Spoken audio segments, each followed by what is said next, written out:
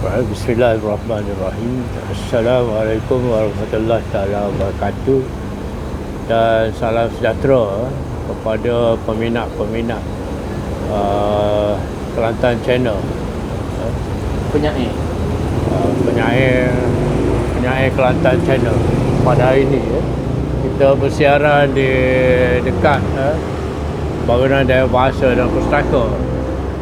Kita berada di restoran Cik Siti.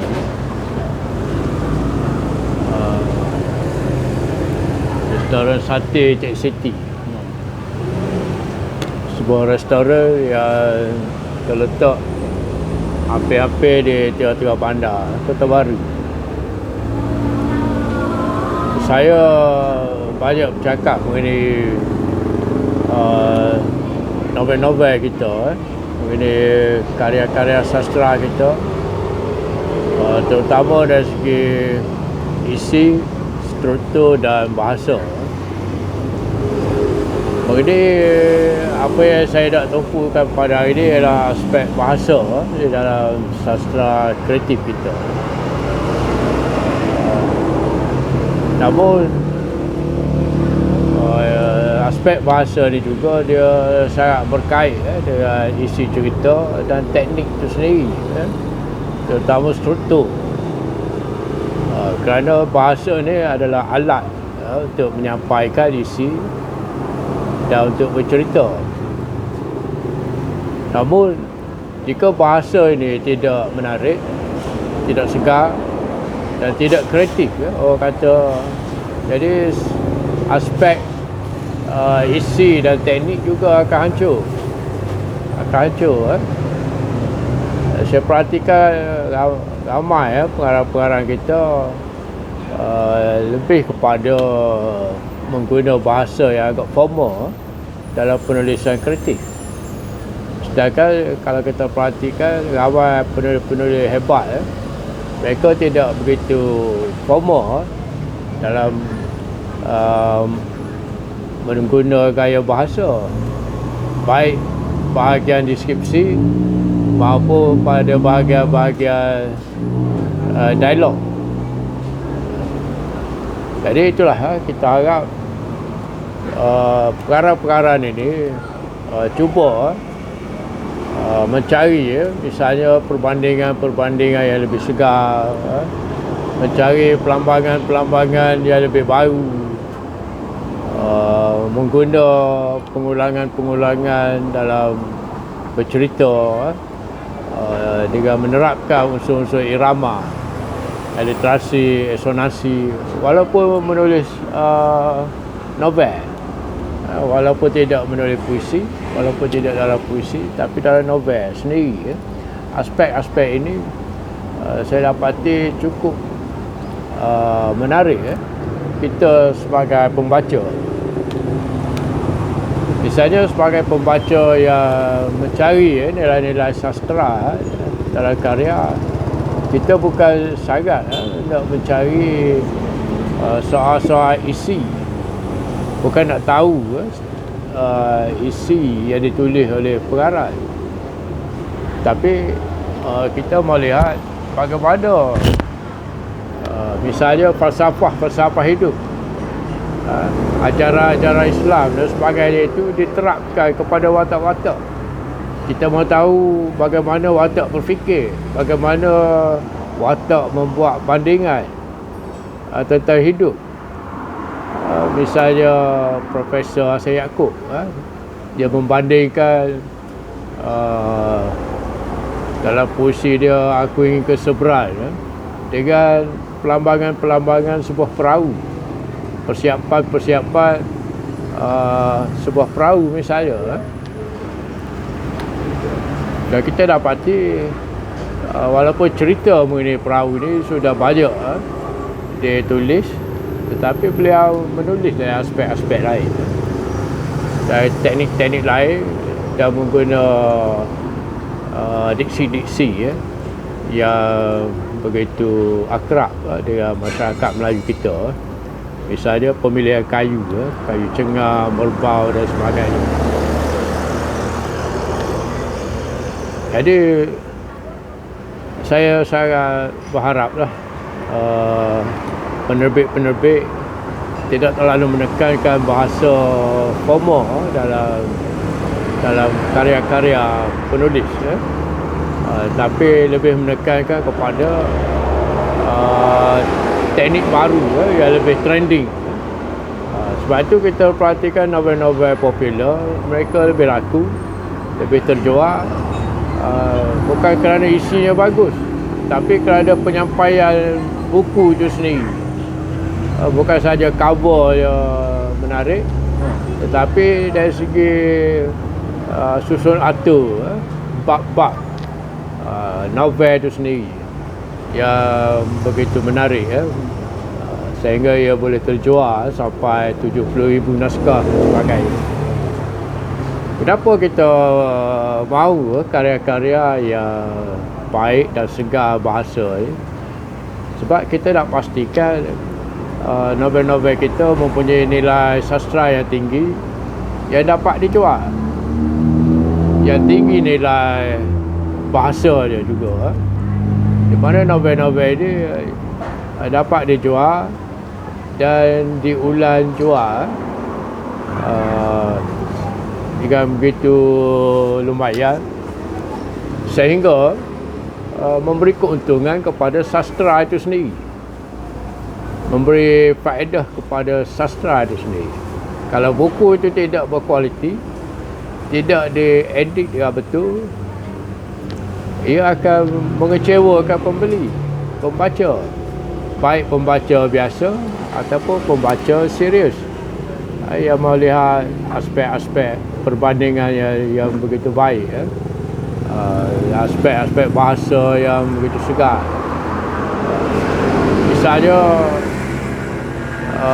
kalau Shanung, saya selalu sebut Shanung sebab dia menggunakan bahasa daerah dia, dengan begitu segar, begitu baik, sehingga kita pun yang berada di luar Kedah dapat merasai bahasa-bahasa ni. Misalnya kita lihat Zakaria Ali dalam novel terbaru dia, Tugu.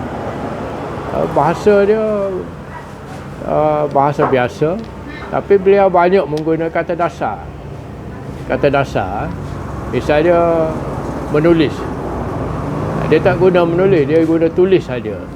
Tulis saja, kata dasar, imbuhan-imbuhan dia buat, tapi tidak keseluruhan sehingga menghilangkan maksud. Tapi kita perhatikan dalam novel tersebut, penggunaan kata dasar, kata kerja tanpa imbuhan, dan ini menarik. Kemudian dia buat perbandingan seperti apa,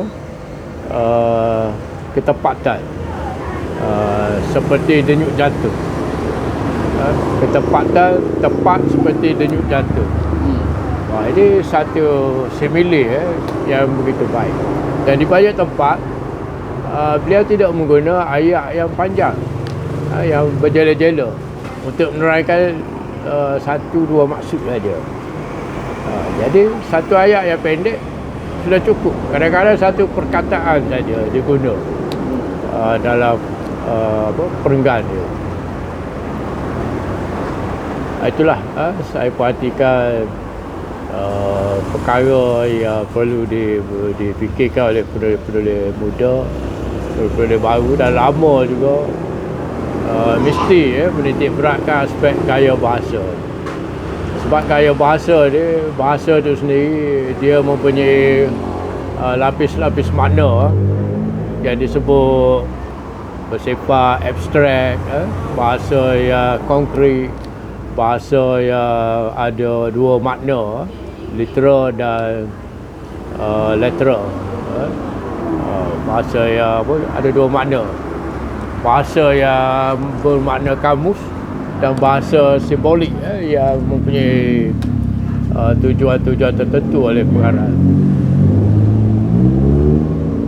Malah kalau kita perhatikan aspek misalnya aspek bunyi bahasa, misalnya bunyi ombak, tidak dimanipulasikan oleh pengarang-pengarang kita. Satu perkara lagi, pengarang-pengarang kita dia hadiah mendapat pengiktirafan. Jadi mereka yang sudah lama menulis akan cuba menyertai berbagai-bagai pertandingan. Kerana kejayaan dalam pertandingan ini dikira satu puncak baru pula pada seorang penulis. Namun puncak yang paling tinggi dalam penulisan ialah puncak apabila kita dapat mencipta kelainan, dapat mencipta inovasi, dapat mencipta eksperimen yang lebih hebat. Bukan saja dari segi isi, bukan saja dari segi pemilihan watak masyarakat untuk dijadikan fokus dalam karya kita. Kerana kita akan sampai satu tahap kita ada identiti, dan identiti yang paling besar bahasa. Keupayaan kita mencipta bandingan-bandingan baru, metafora baru, perlambangan baru. Kita tidak asyik menggunakan bendera darah untuk menaikkan semangat patriotisme. Mungkin ada cara lain untuk kita menggunakan imej diksi untuk kita menyatakan patriotisme kita. Mungkin genggaman, mungkin pasir, mungkin laut, ombak. Samalah, kita ambil contoh Kamala. Kamala bila dia bercerita tentang diri dia bandingkan diri dia sebagai laut. Aku adalah laut. Aku adalah laut di mana perempuan tidur di peraduan tu. Jadi kita yang sudah biasa dengan konsep perempuan itu bunga, konsep diri kita, jadi digabungkan oleh Kamala dalam satu perbandingan yang begitu lain dari yang lain, sehingga kita terpaksa berfikir agak lama. Misalnya imej-imej seperti dalam novel Tugu saya oleh Zakaria Ali, watak-wataknya mempunyai nilai-nilai hidup yang berbeza. Misalnya watak si Kuni, watak anak orang asli tu, walaupun dia keturunan Mak Saleh, tapi ibunya orang asli, dia besar dan hidup dalam masyarakat orang asli. Dia lebih yakin dengan nilai-nilai orang asli, nilai-nilai hidup orang asli. Dan bila kita baca novel ni, melihat watak si Kuni, kita akan lihat sesuatu yang lain. Sebab pengalaman si Kuni itu adalah sangat istimewa. Tidak sama dengan pengalaman kita.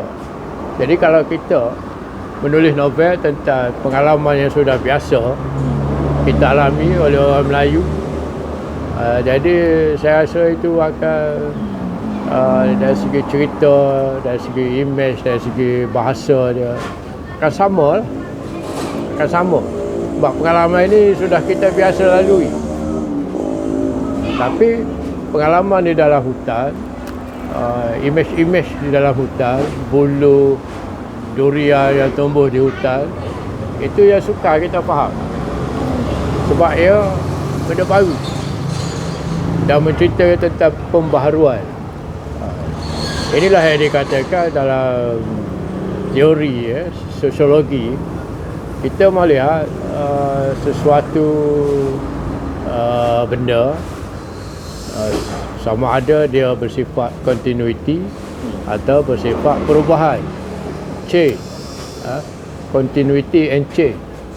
Sebab di barat mereka percaya manusia sentiasa berubah. Misalnya teori Darwin mengatakan manusia asalnya dari monyet. Jadi kita nak tahu perubahan-perubahan kita ni ke mana? Ke mana? Adakah kita akan kembali jadi monyet ataupun akan macam mana? Sebab itu dalam Tugu dimasukkan watak yang berkahwin berkahwin campur. Jadi anak dia keluar sebagai Melayu dan sebagai orang asli. Seorang Melayu yang mempunyai tradisi ibunya yang Islam dan seorang lagi tradisi C. bin McWheeler, manakala si Kuni anak lelaki McWheeler. Jadi ini dua situasi yang sangat paradoks, yang sangat bertentangan. Kadang-kadang kita rasa pelik. Itulah saya berharap di samping kita mencipta puisi, kita harus bergerak dari satu puncak ke satu puncak. Bukan saja puncak untuk dari segi pengiktirafan tadi, tapi puncak yang penting adalah bila kita buat inovasi, eksperimen dari segi teknik dan bahasa tadi. Sekian, terima kasih. Tu Panjang. kita tertinggal kita tadi puncak pertama tadi. Melihat karya diterbitkan. Pertama melihat karya diterbitkan, kedua mendapat pengiktirafan, hadiah-hadiah dan sebagainya. Tempat ketiga identiti tu yang identiti dia mesti kepada bukan saja isi yang unik, tapi teknik yang menarik dan lain dari orang lain, ya bahasa yang segar. Kita jangan jadi Pak Turut misalnya zaman Latif semua ikut Latif, zaman Osman Awal semua tulis gaya Osman Awal, bila Sanung semua ikut gaya Sanung. Semua nak tulis hak kampung, semua nak tulis hak padi, sebab nak ikut Sanung. Tapi kita lihat perang-perang yang ada identiti seperti Kasih Mas, Kasih Ahmad,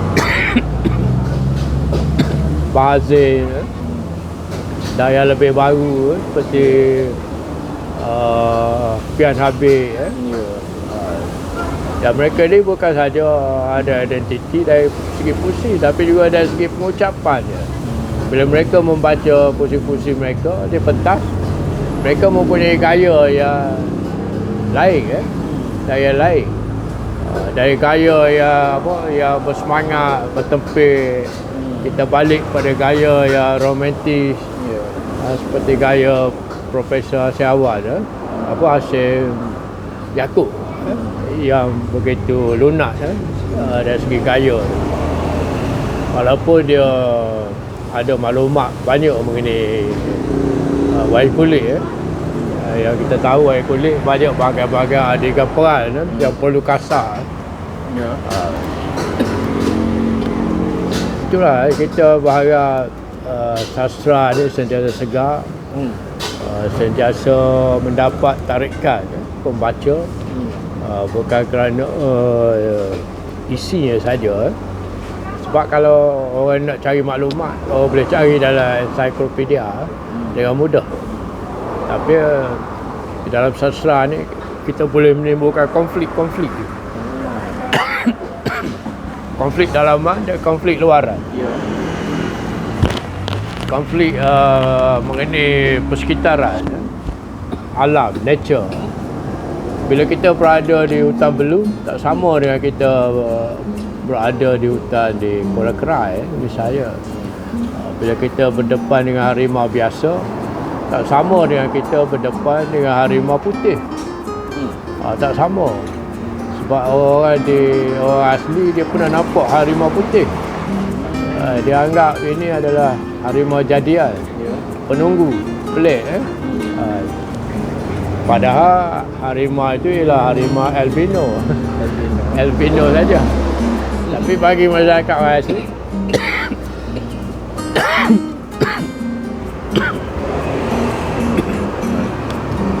atur dia. Jadi itulah kita minta editor-editor itu beri perhatian kepada aspek ini, Assalamualaikum warahmatullahi wabarakatuh. Karya-karya yang